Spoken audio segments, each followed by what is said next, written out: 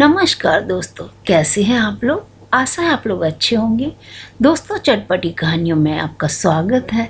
आज आपकी लाडली बहना कहानी लेके आई है, वो है प्रेम का जुनून। आइए मिलते हैं गोपाल बाबू से। लंबे कद के और दुबली पतली काया के स्वामी, लेकिन चाल में अक्कड़ और जवान के साफ। कुछ लोग उन्हें मुंहफट कहते हैं, लेकिन उनकी नज़दीकी से जानने वाले जानते हैं कि वो दिल के बहुत अच्छे व इमोशनल इंसान हैं। और एक बार किसी काम को करने की ठान लें तो पूरी दुनिया की कोई ताकत नहीं है जो उनके इरादे डगमगा सके। उन्हें इस बात से कोई फ़र्क नहीं पड़ता कि लोग उनके बारे में क्या सोचते हैं क्या नहीं, क्योंकि उनका मानना है हर सफल व्यक्ति को दुनिया शुरू में पागल समझती है और सनकी भी मानती है। कोई बात नहीं, बस उनके मन में बैठ जानी चाहिए, फिर देखना उनका जुनून उन्हें किस हद तक ले जाता है।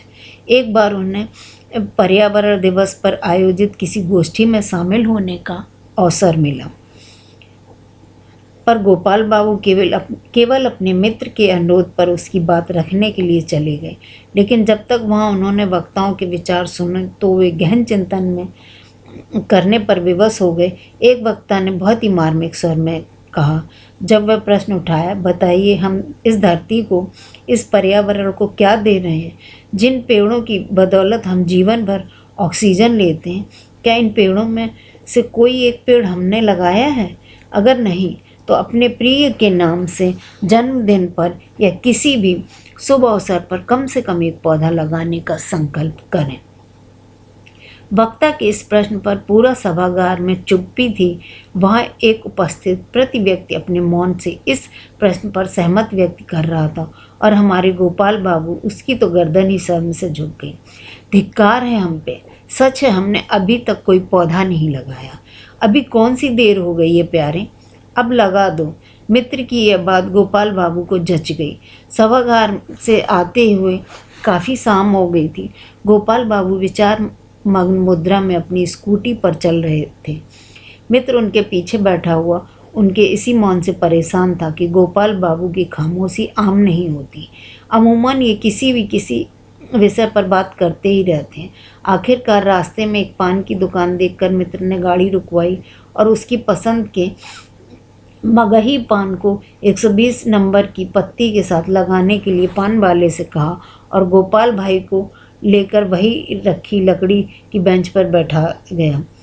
का हुआ गवा भैया, इतनी चुप्पी? मित्र के पूछने पर गोपाल बाबू ने गहरी सांस भरी और फिर विचार मग्न हो गए। अरे कुछ बोलिएगा भी, या ऐसे ही मुंह फुला के बैठे रहेंगे का? मित्र ने पान वाले से पान लेकर बीड़े को मुंह में दबा कर पूछा और दूसरा बीड़ा गोपाल बाबू को पकड़ा दिया। थोड़ी देर बाद मुंह से घुमाते रहने के बाद गोपाल बाबू ने पिच से एक पीक खंबे के पास फेंकी और फिर पान को बाएं गाल में दबाकर बहुत ही दार्शनिक अंदाज में कहा, जीवन व्यर्थ नहीं करना है भाई।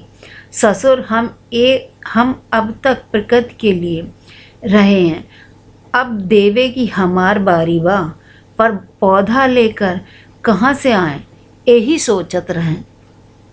धत तेरे की, इतनी सी बात से परेशान रही गोपालवा।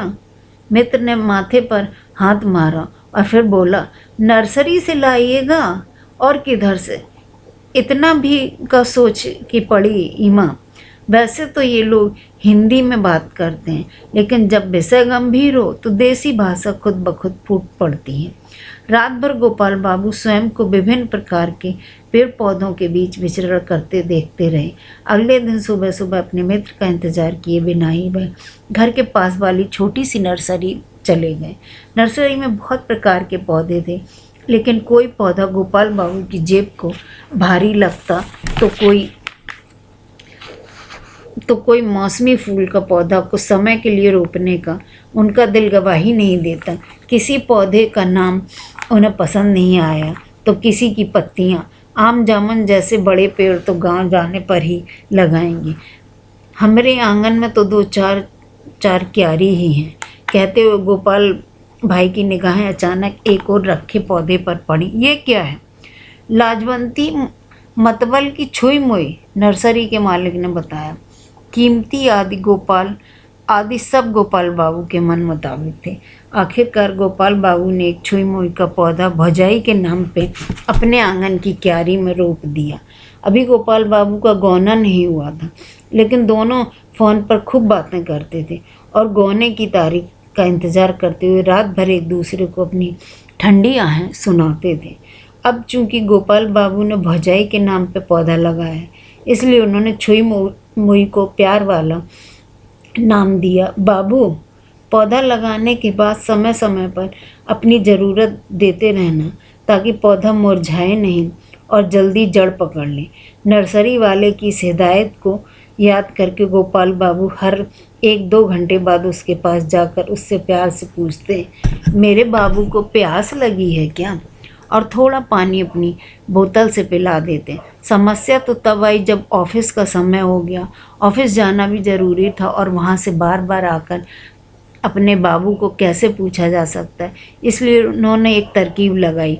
पौधे को क्यारी से निकालकर गमले में लगाया और स्कूटी पर रखकर अपने साथ ऑफिस ले गए।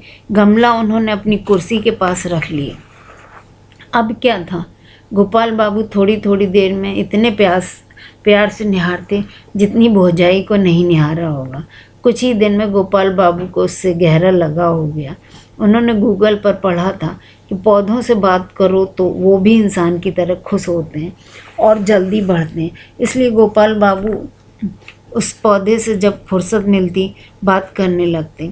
कभी वे मोबाइल पर उसे गाना सुनाते तो कभी खुद अपनी आवाज़ को बारीक बनाकर गाकर सुनाते। उन्हें लगता था कि जब वे खुद गाते हैं तो छुई मुई ज़्यादा इठलाती है। गमला ऑफिस में उनकी कुर्सी के पास और घर में उनकी बेड के पास रहने लगा था। छुई मुई की देखभाल के मामले में उन्होंने किसी पर भी विश्वास नहीं किया था, यहाँ तक कि अपनी मम्मी पर भी नहीं। प्यार से उसे निहारते, जब वे भावुक हो जाते तो अपनी एक उंगली उसे छुई मुई पर प्यार से रख देते और पौधे लजाकर अपनी सारी पत्तियां सिकोड़ कर सिमट जाते। गोपाल बाबू को उसकी यह अदा इतनी प्यारी लगती, वे अब भी पानी पिलाते हुए जानबूझकर उसे छू देते थे। बात यहाँ तक रहती तो ठीक था, अब तो उसे छुई मुई ने उसको भौजाई के रूप में देखने लगा था। एक दिन बाजार में उसके लिए सितारों जड़ी लाल चुनरी ले आए और छुई मुई के इर्द गिर्द लपेट कर उसकी नमक मिर्च से नज़र भी उतारी। अब उनका मोबाइल साइलेंट रहने लगा था और हमारी भौजाई परेशान थी कि क्या हुआ, फ़ोन काहे नहीं उठा रहे हैं, तबीयत सही नहीं है का? ऐसे कई 100 मैसेज उन्होंने गोपाल बाबू को भेजे, पर वो पढ़ते तो तब तक उनका इसका खुमार कुछ कम हो। सोते जागते उठते बैठते बस एक ही काम रह गया था, छुई मुई से बातें करना और उसका ख्याल रखना। एक दिन जाने क्या सूझी, पहुंच गए बीज खाद की दुकान पर, ले आए उसके लिए बढ़िया वाली खाद। उसके बाद जो हुआ उसे देखकर तो गोपाल बाबू की मम्मी ने भी माथे पर हाथ रख लिया। गोपाल बाबू ने अंदर से नई चमचमाती प्लेट चम्मच निकाली, उसमें थोड़ी खाद रखकर अपने हाथों से गीत गाते हुए खिलाने की कोशिश करने लगे।